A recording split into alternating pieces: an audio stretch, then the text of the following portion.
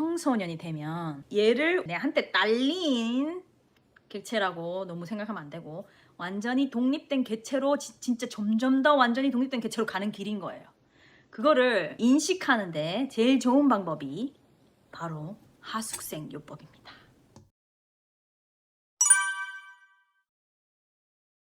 조금 빠른 애들은 초등 고학년, 보통 애들은 중등 들어가면 얘를 우리 집에 돈을 내고 하숙을 하는 하숙생처럼 생각하는 게 오히려 맞아요.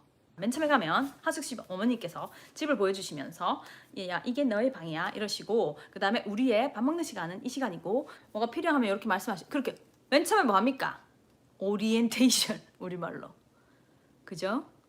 그래서 애가 아이에서 청소년이 들어가면 한번 앉아서 오리엔테이션을 해주면 좋습니다. 자, 이제는 엄마가 너를 깨우던 그런 아기 때는 지났고 자기 스스로 일어나 보자. 넌 어떻게 생각해? 이렇게 아이 의견을 이게 굉장히 중요해. 이게 굉장히 중요해. 오리엔테이션 할 때 여기서 나가 대장이니 너는 나의 말을 들어야 된다. 이런 거는 이제 안 통합니다. 그게 이제 그 밑에까지는 통하고 그 위에까지는 안 통합니다. 엄마도 애를 하숙생처럼 대하느냐, 자기 애처럼 막 대하느냐, 그 두 가지 서로 존중하는 데서 차이가 나옵니다.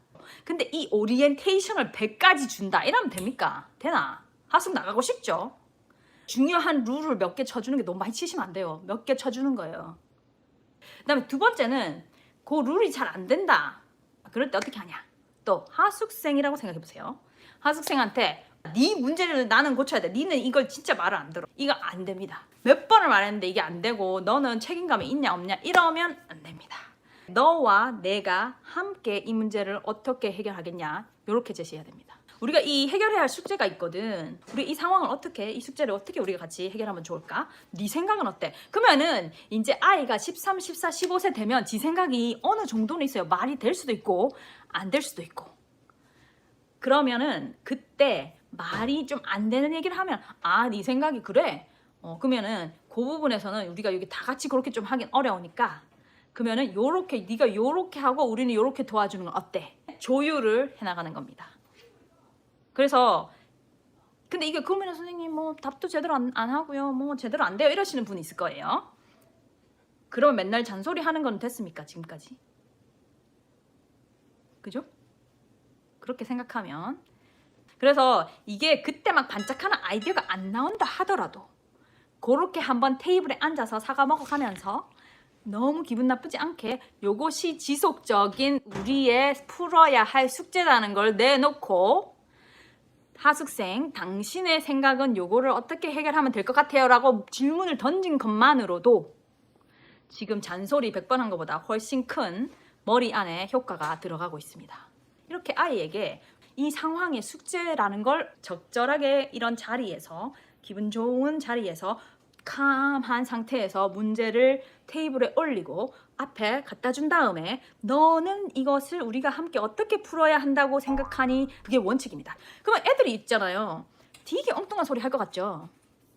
엉뚱한 소리 하는 사람도 있어요. 그러나 이렇게 충분히 존중하면서 하숙생의 그 존중감으로 충분히 존중하면서 얘기를 해주면 애들이 생각보다 좋은 아이디어를 냅니다. 진짜예요. 주기적인 가족 회의 너무 좋아요.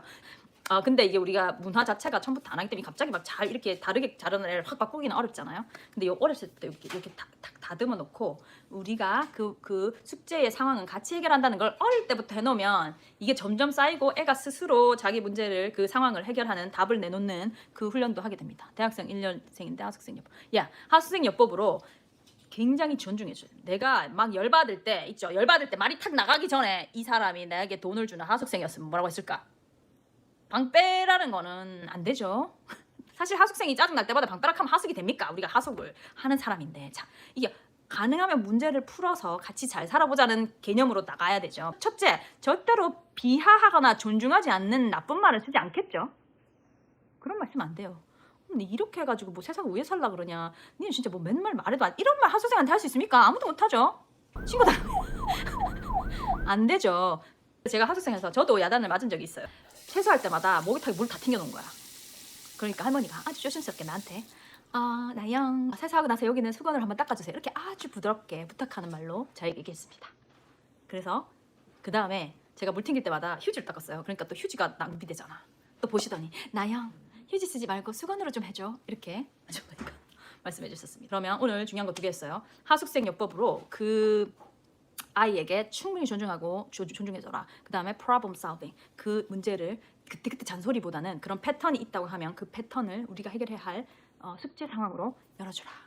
조율하고, 그렇죠. 조율과, 사실 여기 협상도 좀 나옵니다.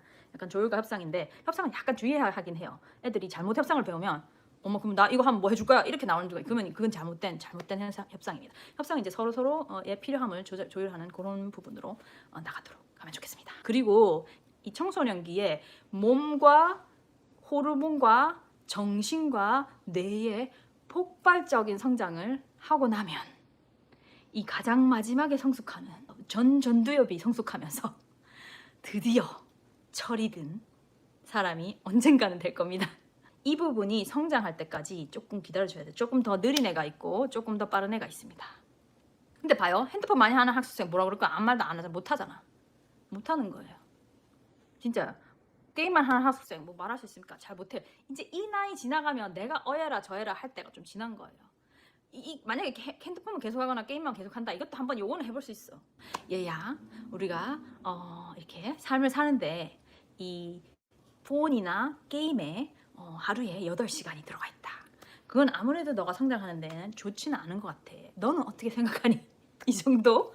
이미 그 전에 돼 있어야 돼요. 저의 방목요법 보세요. 이거는 그때 가서 막 쪼수다 보면 어떻게 되냐면 계속 갈등이 생기면서 애 문 닫고 합니다. 우쭐 멈출긴데. 그리고 더 심하잖아요. 집 나갑니다. 그렇게 됩니다. 그러니까 그런 문제는 사실 그 전에 더 많이 했었어야 됐고, 이미 이 기간이 되면 내가 얘를 통제한다는 생각 완전 버려야 돼요. 하숙생 통제하는 말이 됩니까? 경찰이 잡혀가지고 하숙생 통제가 안 됩니다. 아시겠죠? 통제가 안 되고 존중해주고, 네가 아직 성숙 못했구나, 아직 여기가 안 돼가지고 게임만 하는구나, 곧 여기가 잘하겠지. 그거 굉장히 속 뒤집어지죠. 그렇다고 해서 또 하숙생에게 소리를 지르겠습니까? 그냥 열받아도 이제 하숙비 받으면서 이 아이들이 이제 우리에게는 하숙비인 거예요. 그렇게 받으면서 기다려야 됩니다. 이 아이들이 그 질풍노도의 시기가 지나면 언젠가 철이 드는데, 이거를요 애를 통제하겠다는 마음으로 할수록 이 철이 늦게 듭니다. 그러다 보면 30대 돼가지고 우리 방 하나 차지한 하숙생이 게임만 하고 있을 수도 있어요. 생각만 해도 힘들죠? 40대 돼서 그럴 수도 있습니다. 그렇지 않기 위해서 기다려주고 더 이렇게 존중해주고 조금 기다려줄 때 이게 자라면서 자기 몫을 할 때가 옵니다. 아이들이 좀 느릴 수 있습니다. 그때 심호흡하면서 기다리셔야 됩니다.